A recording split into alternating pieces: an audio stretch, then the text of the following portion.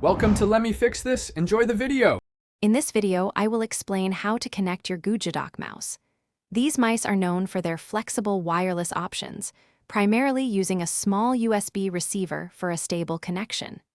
Many models also offer direct Bluetooth pairing, providing even more versatility. Before we begin, always ensure your mouse has sufficient power for a smooth setup process. The simplest way to connect your Dock mouse is by using its dedicated 2.4 GHz USB receiver.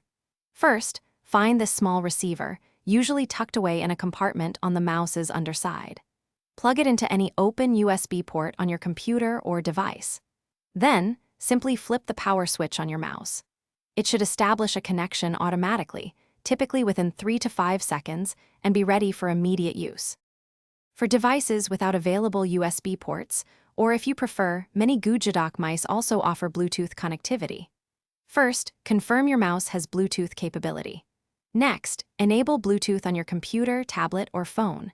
Then, activate the mouse's pairing mode.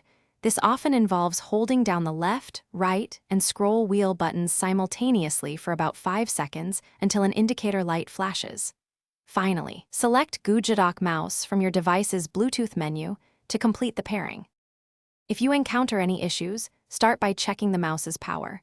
A full charge or new batteries can resolve many problems. For USB connections, ensure the receiver is firmly seated in the port.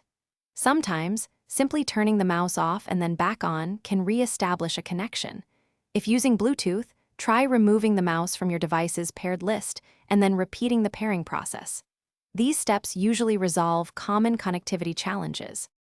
Thanks for watching. If you found this helpful, don't forget to like and subscribe.